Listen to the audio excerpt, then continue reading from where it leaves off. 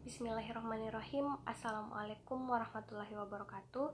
Saya atas nama Nur Ahlamia Triputri Mashkur dari kelas B Ekonomi Islam 2019, Fakultas Ekonomi dan Bisnis Islam. Baiklah, di sini saya akan menjelaskan materi tentang peluang dan tantangan bidang sumber daya insani dalam industri 4.0. Perkembangan teknologi di setiap zaman selalu memberikan pengaruh terhadap kehidupan manusia. Ketika revolusi industri pertama berlangsung pada tahun 1700 sampai 1800-an, teknologi mesin uap dan tenaga air yang berlangsung di Eropa membuat kehidupan sosial dan ekonomi masyarakat berubah. Menurut Klingenberg 2017, revolusi industri pertama terjadi sekitar tahun 1784 sampai 1870 dengan fenomena yang ditandai perubahan penggunaan hewan ternak sebagai penggerak berubah menjadi mesin-mesin yang digerakkan oleh uap air dan batu bara. Perkembangan pabrik-pabrik dengan mesin-mesin baru, terutama mesin tenun yang sebelumnya tidak ada, membuat tata kehidupan perekonomian di bidang pertanian, manufaktur, pertambangan, transportasi, dan teknologi, serta memiliki dampak yang mendalam. Budaya di dunia bergerak sangat cepat dibanding sebelumnya dan menjadi catatan sejarah peradaban manusia. Hobsbawm dalam Klingenberg 2017 menambahkan bahwa perkembangan demografi juga mewarnai era ini, yang juga berpengaruh terhadap permintaan dan penawaran barang produksi. Dalam dunia industri, perkembangan manajemen sumber daya insani juga dimulai dengan dimunculkannya pengaturan upah, pembagian tanggung jawab atau divisi, pengaturan waktu kerja, dan semakin meningkatkan tingkat urbanisasi. Perkembangan teknologi mesin-mesin dengan tenaga uap dan batu bara pada era revolusi industri pertama itu kemudian berkembang lagi dengan ditemukannya listrik pada awal tahun 1900-an, tepatnya antara tahun 1870 sampai 1969. Hal ini disebut sebagai awal dari dimulainya revolusi industri kedua. Nah, pada era ini perkembangan manufaktur yang digerakkan oleh mesin-mesin bertenaga listrik untuk produksi barang secara massal semakin berkembang ke berbagai belahan dunia, tidak saja di Eropa tetapi juga berkembang ke Amerika Serikat dan Asia, yakni Jepang, yang mulai mengembangkan berbagai industri termasuk industri perkeretaapian, logam, dan kimia. Frieden dalam Klingenberg 2017 menyatakan pada fase revolusi industri kedua ini semakin banyak perusahaan berdiri yang penting dalam tatanan perekonomian dunia, terutama pasca Perang Dunia Kedua, di mana permintaan kebutuhan produk industri semakin meningkat pesat. Nah, pada masa ini dalam bidang sumber daya insani terjadinya perpindahan orang antar negara atau migrasi karena kebutuhan pekerjaan dan juga karena terjadinya perang. Menurut Klingenberg 2017, pada tahun 1969 dimulailah era industri baru yang disebut dengan era revolusi industri ketiga dan masih berkembang sampai saat ini. Era ini ditandai dengan perkembangan industri yang tidak ditandai dengan perubahan sumber energi, tetapi dengan penggunaan elektronik dan internet sebagai bagian dari otomatisasi pabrik. Hal ini yang mendorong timbulnya istilah revolusi industri keempat atau sering disebut dengan industri 4.0. Istilah industri 4.0 sendiri ini secara resmi lahir di Jerman, tepatnya saat diadakan Hannover Fair pada tahun 2011. Konsep revolusi industri atau dikenal juga dengan industri 4.0 ini diperkenalkan oleh Profesor Klaus Schwab, seorang ekonom terkenal dunia asal Jerman, pendiri dan ketua eksekutif World Economic Forum atau WEF, yang menuliskan dalam bukunya yang berjudul The Fourth Industrial Revolution. Kebijakan industri 4.0 di Jerman tersebut bertujuan untuk mempertahankan Jerman agar selalu menjadi yang terdepan dalam dunia manufaktur. Kemudian konsep itu berkembang ke negara-negara lain dengan penyebutan istilah yang beragam dikenal sebagai Connected Enterprise di Amerika Serikat dan Fourth Industrial Revolution di Inggris. Istilah lain yang sama intinya dengan revolusi industri 4.0 ini adalah Smart Factories, Industrial Internet of Things, Smart Industry, atau Advanced Manufacturing. Meski memiliki penyebutan istilah yang berbeda, semuanya memiliki tujuan yang sama, yaitu untuk meningkatkan daya saing industri tiap negara dalam menghadapi pasar global yang sangat dinamis. LASI tahun 2014 menyatakan bahwa industri 4.0 menggambarkan peningkatan digitalisasi dan otomatisasi lingkungan manufaktur serta penciptaan rantai nilai digital untuk memungkinkan komunikasi antara produk lingkungan mereka dan mitra bisnis. Dan Herman tahun 2016 mendefinisikan industri 4.0 sebagai istilah kolektif untuk teknologi dan konsep rantai nilai organisasi. Sementara itu, LU tahun 2017 mengklaim bahwa industri 4.0 dapat diringkas sebagai proses manufaktur yang terintegrasi, disesuaikan, dioptimalkan, berorientasi layanan, dan interoperable yang berkorelasi dengan algoritma, data besar, dan teknologi tinggi. Nah, pada prinsipnya dari pengertian di atas dapat dikatakan bahwa industri 4.0 adalah masa terjadinya perubahan atau transformation, rantai nilai atau value chain, industri yang berbasis teknologi digital, automatisasi, dan integrasi teknologi informasi dan telekomunikasi dengan seluruh proses produksi dan pelayanan industri. Nah, lebih lanjut, Gerberg tahun 2015 menyatakan ada 9 teknologi yang akan mendominasi dalam industri produksi. Kesembilan pilar dalam industri 4.0 tersebut dapat dijabarkan sebagai berikut. Yang pertama ada Big Data and Analytics, yakni analisis berdasarkan kumpulan data besar muncul baru-baru ini di dunia manufaktur yang mengoptimalkan kualitas produksi, menghemat energi, dan meningkatkan layanan peralatan. Yang kedua itu ada Autonomous Robots, yakni robot-robot ini lebih otonom, fleksibel, dan kooperatif. Mereka dapat berinteraksi satu sama lain dan bekerja dengan aman bersama manusia dan belajar dari mereka. Apalagi mereka memiliki jangkauan kemampuan yang lebih besar daripada yang digunakan dalam manufaktur saat ini. Yang ketiga itu ada simulation. Nah, ini pada tahap rekayasa, simulasi produk 3D, bahan, dan proses produksi akan digunakan lebih luas dalam operasi pabrik juga. Dengan cara ini dapat mencerminkan dunia fisik dalam model virtual, termasuk mesin, produk, dan manusia. Ini memungkinkan operator untuk menguji dan mengoptimalkan pengaturan mesin untuk produk berikutnya sejalan di dunia maya sebelum hangover fisik. Dengan demikian, melibatkan perubahan kondisi produksi. Yang keempat ada horizontal and vertical system integration, yaitu dewasa ini perusahaan, pemasok, dan pelanggan jarang memiliki kaitan yang erat. Hal yang sama menyangkut departemen dari usaha yang sama, seperti teknik, produksi, dan layanan. Fungsi dari perusahaan ke tingkat dasar pabrik tidak sepenuhnya terintegrasi. Yang kelima itu ada the Industrial Internet of Things, yakni banyak sekali perangkat, kadang-kadang termasuk produk yang bahkan belum selesai.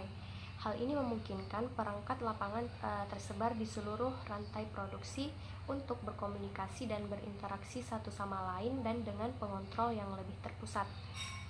Yang keenam, cyber security, yakni dengan meningkatnya konektivitas dan penggunaan protokol komunikasi standar yang datang dengan industri 4.0, kebutuhan untuk melindungi sistem industri penting, jalur produksi, dan data yang dikumpulkan meningkat secara dramatis. Nah, yang ketujuh ada cloud. Dengan industri 4.0, lebih banyak usaha yang terkait dengan produksi akan memerlukan peningkatan berbagai data lintas situs dan batas-batas perusahaan. Nah, pada saat yang sama, kinerja teknologi cloud akan meningkat, mencapai waktu reaksi hanya beberapa milidetik. Bahkan, sistem yang memantau dan mengontrol proses dapat menjadi berbasis cloud. Yang kedelapan ada additive manufacturing, yakni dengan pencetakan 3D perusahaan akan dapat mewujudkan prototipe dan komponen individu yang lebih cepat, tetapi juga sejumlah kecil produk yang disesuaikan. Pencetakan 3D dapat didesentralisasi, mengurangi jarak transportasi dan stok di tangan. Yang kesembilan, augmented reality, yakni sistem ini mendukung berbagai layanan seperti memilih bagian di gudang dan mengirim instruksi perbaikan melalui perangkat seluler. Sistem ini seringkali tertanam dalam perangkat yang dapat dipakai dan dapat memberi pekerja informasi real-time untuk ditingkatkan. Industri 4.0 membuka pintu menuju inovasi dan kekuatan ekonomi. Hal ini memungkinkan produk disesuaikan dengan tepat kebutuhan pelanggan, dengan biaya rendah, kualitas tinggi, dan dengan tingkat efisiensi yang tinggi. Menurut Veza dan Banduka tahun 2017, Industri 4.0 berfokus pada penciptaan produk, proses, dan prosedur yang cerdas. Di pabrik pekerja yang cerdas, mesin dan sumber daya berkomunikasi dengan mudah. Nah, inti dari visi Industri 4.0 adalah IoT dan layanan internet, yang berarti konektivitas di mana-mana terjadi pada semua orang, benda, dan mesin. Hal ini disebutkan dengan 3 istilah yang saling berkaitan, yaitu IoT, Internet of Service, dan Internet of Data. Sementara menurut Deloitte tahun 2015, selain ketiga hal itu juga akan berkaitan dengan Internet of People atau IOP. Hubungan antar manusia baik dalam bisnis maupun sosial akan sangat berkembang dan menjadi penting dalam transformasi digital pada industri 4.0. Dalam industri 4.0 ini, integrasi data dan informasi akan semakin kuat antar bagian dan antar sub proses dalam proses produksi. Menurut Veza dan Banduka tahun 2017, terjadinya integrasi vertikal, integrasi horizontal, dan integrasi rekayasa atau engineer digital akan sangat terasa dalam era ini. Dan Deloitte tahun 2015 menambahkan bahwa satu karakteristik lainnya yaitu terciptanya akselerasi melalui eksponensial teknologis. Pendekatan ini menimbulkan model bisnis proses yang baru. Yang pertama itu kita masuk ke integrasi horizontal. Hal ini mengacu pada integrasi berbagai sistem informasi yang digunakan dalam fase perencanaan produksi dan proses bisnis. Sistem itu mencakup pertukaran bahan, energi, dan informasi di dalam perusahaan seperti logistik internal, produksi, pemasaran, atau di antara perusahaan yang berbeda. Tujuan integrasi ini adalah menyampaikan informasi di seluruh jaringan dari pemasok ke pelanggan. Integrasi yang disajikan sangat membantu pemasok. Mereka selalu diberi informasi tentang kondisi stok, sehingga mereka dapat merencanakan dan mengatur pengiriman di masa mendatang dengan lebih baik. Selanjutnya, integrasi vertikal. Berarti integrasi sistem informasi pada tingkat hierarki sangat berbeda. Semua untuk bertukar informasi dari bawah ke atas hierarki dan sebaliknya. Dengan menghubungkan semua proses dan menggunakan sensor di setiap langkah produksi, pabrik memeriksa kualitas dan mengurangi pemborosan. Pertukaran informasi secara terus-menerus melalui hierarki memungkinkan tindakan preventif karyawan yang bertanggung jawab ketika potensi masalah terdeteksi. Mesin terhubung ke jaringan komunikasi dan mereka memiliki informasi kapan saja. Peran mereka adalah untuk memberitahu operator tentang keadaan suatu proses. Selanjutnya, integrasi rekayasa digital. Hal ini penuh memungkinkan pengumpulan dan pertukaran data produk di seluruh rantai yang terlibat dalam pengembangan produk. Ini mengurangi konversi data produk dalam jumlah besar yang telah terakumulasi sepanjang siklus hidupnya. Pendekatan ini dapat mengurangi waktu produksi untuk produk masa depan, karena sudah ada dokumentasi siap untuk produksi. Data sebelumnya digunakan, misalnya dokumentasi desain produk, perencanaan atau simulasi produksi untuk membuat dokumentasi baru yang lebih cepat. Bersamaan dengan ini, intelijen terdesentralisasi dan manajemen terdesentralisasi sangat penting. Intelijensi dan yang terdesentralisasi terkait dengan internet untuk hal-hal dan layanan serta produk-produk pintar. Kontrol desentralisasi dimungkinkan dengan menggunakan sistem cyber fisik baru dan teknologi informasi dan komunikasi. Selanjutnya, akselerasi melalui exponential technologies. Salah satu karakteristik industri 4.0 ini juga adalah terciptanya sebuah katalis atau pendorong akselerasi yang memungkinkan terjadinya solusi secara individual, fleksibilitas, penghematan biaya dalam proses industri. Menurut Chandra Winata tahun 2016, setidaknya ada 3 hal yang membedakan revolusi industri keempat dibanding revolusi industri sebelumnya. 3 hal tersebut menjadi alasan mengapa transformasi yang terjadi saat ini bukan merupakan suatu perpanjangan revolusi digital, namun lebih merupakan suatu revolusi transformasi baru. Yang pertama, inovasi dapat dikembangkan dan menyebar jauh lebih cepat dari sebelumnya. Kecepatan terjadinya terobosan-terobosan baru pada era ini terjadi pada skala eksponensial dan bukan lagi pada skala linear.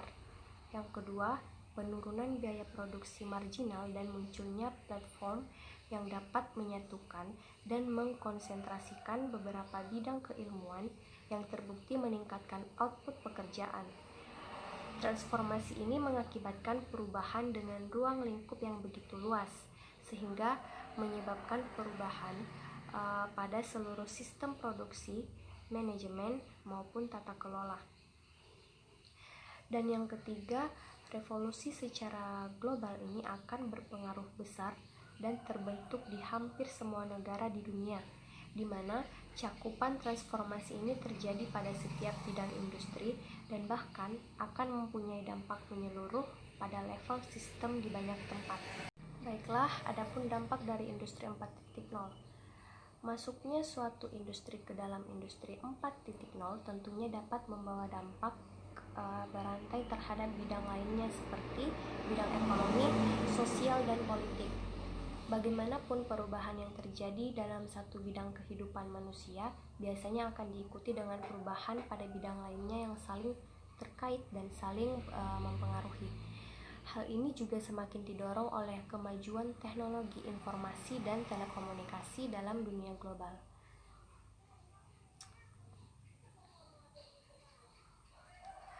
Industri 4.0 diwakili oleh pertumbuhan tinggi dalam platform yang memungkinkan teknologi telah mengganggu struktur industri yang ada dan menciptakan cara-cara baru dalam mengonsumsi barang melalui kombinasi permintaan dan penawaran. Hal ini juga mengatur bagaimana orang bekerja dan mengkonsumsi, itu mengubah sifat aset dan itu mempengaruhi bagaimana data diperoleh dan dimanipulasi. Selain itu, ini juga menurunkan hambatan bagi orang dan bisnis untuk berinvestasi dan menciptakan kekayaan yang pada gilirannya mengubah lingkungan pribadi dan profesional di sekitarnya. Paradigma ekonomi baru ini menjadikan internet dan data cara untuk menciptakan nilai bagi masyarakat dan tidak hanya berfungsi sebagai saluran komunikasi. Industri 4.0 membuat dunia lebih digital, lebih terhubung, lebih fleksibel, dan lebih responsif. Hubungan sosial yang terkenal berubah tanpa bisa dikenali, bergerak dari hubungan bisnis ke konsumen ke mode peer-to-peer. Industri 4.0 akan potensial meningkatkan produktivitas dan daya saing, meningkatkan efisiensi energi dan sumber daya, dan secara bersamaan juga melindungi kondisi lingkungan.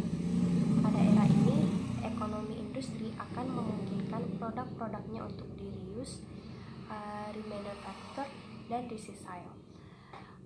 Menurut Frekari tahun 2017, dalam industri 4.0, teknologi telah dengan cepat menutup kesenjangan antara dunia fisik dan digital, dan ini telah memicu perubahan ekonomi dan sosial.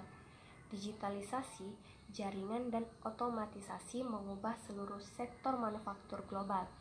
Hasilnya, integrasi proses produksi ujung ke ujung berbeda ke seluruh ekosistem yang terhubung, cerdas, produktif, dan sangat efisien. Disebutkan pula oleh Rocco tahun 2017 bahwa dampak dari implementasi fitur-fitur industri 4.0 bisa berakibat terhadap penurunan biaya produksi atau 10-30%, penurunan biaya logistik 10-30%, dan penurunan biaya manajemen kualitas 10-20%. Selanjutnya disebutkan juga keuntungan lain dari implementasi industri 4.0. Yang pertama, mempersingkat masa pemasaran produk baru. Yang kedua, meningkatkan respon dari pelanggan. Dan yang ketiga, peluang untuk mengustomisasi produk tanpa adanya peningkatan biaya produksi. Yang keempat, lingkungan kerja yang lebih nyaman dan fleksibel. Serta yang kelima, lebih efisien dalam penggunaan energi dan sumber daya. Dan kehidupan bisnis di berbagai negara akan bergerak cepat dengan sistem baru yang didorong oleh perubahan teknologi produksi di berbagai manufaktur. Terbuka peluang untuk setiap orang, lembaga, perusahaan atau negara untuk memanfaatkan keunggulan dan potensi industri 4.0 ini.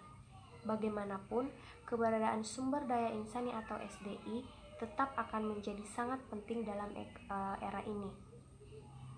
Keterampilan atau skill dan pengetahuan atau knowledge dasar SDI tentang produksi dalam berbagai fitur-fitur transformasi di dalam industri 4.0 seperti otomasi, Internet of Things, artificial intelligence, big data, robotik, printer 3D, AR, dan lain-lain menjadi hal yang sangat wajib untuk dikuasai, kemudian ditambah dengan perilaku-perilaku atau attitude yang handal, termasuk social skill atau keterampilan sosial, dan akan menjadi syarat kualifikasi kompetensi yang wajib dimiliki setiap SDI agar mampu bersaing dan mengambil bagian dalam era tersebut. Peningkatan kompetensi SDI dalam menghadapi era industri 4.0 ini menjadi salah satu keharusan yang selayaknya dirancang oleh masing-masing individu, keluarga, pemerintah, masyarakat, termasuk di dalamnya dunia pendidikan dan perusahaan atau industri. Baik, itulah tadi materi yang sempat saya bawakan. Kurang dan lebihnya mohon dimaafkan. Dan saya tutup dengan ucapan wabillahi taufiq wal hidayah. Wassalamualaikum warahmatullahi wabarakatuh.